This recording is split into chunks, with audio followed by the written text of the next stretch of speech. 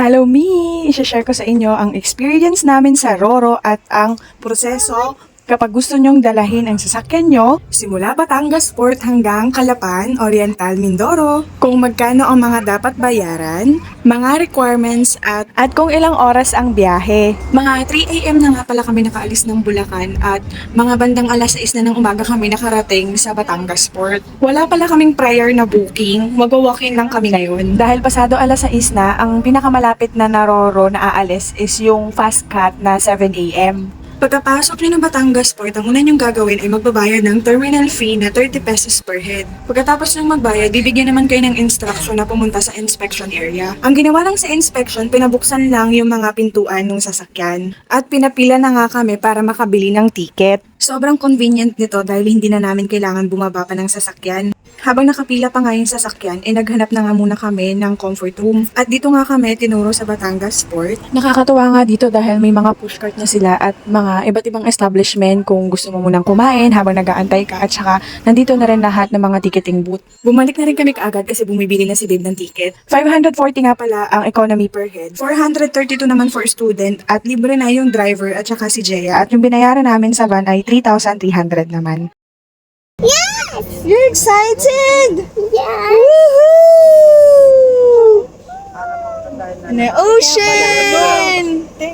Sobrang tuwang-tuwa at excited na nga si Jaya. At eto, papasok na nga kami. Kailangan pagpapasok kayo dito ay paatras nyo ipapasok yung sasakyan nyo. At may mga nag-guide naman. At hindi lang si Jaya ang natutuwa, pati ako na-excite din dahil first time ko rin sasakay ng Roro. Yeah. Sobrang nakaka-excite lalo na nung nandito na kami sa rampahan. At habang umaatras nga si Babe, chini-cheer naman namin siya ni Jaya. Sabi mo, go daddy! Daddy! Go, go, daddy! Pagkaparada nga, sabi ko kay Jaya, isuot na niya yung sapatos niya at akit na kami sa taas. Did you happy?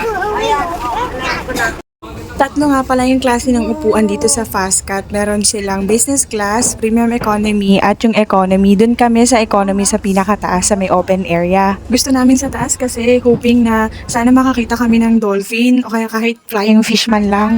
Pero ito naman si Jaya, ang gustong makita, shark daw. Diyos ko po, sabi ko nakuwag naman.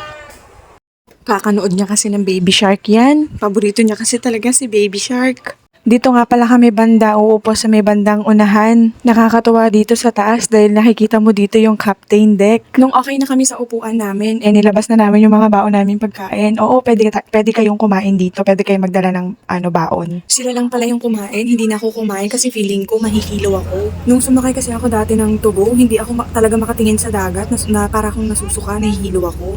Pero all throughout naman ng biyahe namin, smooth naman. At hindi naman ako nahilo. Sobrang ganda ng tanawin. At pag talagang tumitingin ako sa dagat, talagang nare-relax ako. There's a wobby. Yeah. Where's the mountain? There. Wow. Oh, what else do you see? What else do you see? No. Where are the people? Sa kalagitnaan nga pala ng biyahe namin, umulan. Pero buti na lang may mga tarapal naman. Mabilis namang naibaba ng mga deck cadet yung mga tarapal. Pagdating naman namin ng Calapan, tignan mo 'di ba maaraw? Hindi kami agad nakapunta sa sasakyan namin, kaya naman naglakad tuloy kami palabas. Dito na lang namin aantayin yung sasakyan sa may waiting area. Ang next ko namang i-share sa inyo ay biyahe namin simula Calapan, pabalik ng Batangas. Thank you so much for watching. See you again next time. Bye-bye!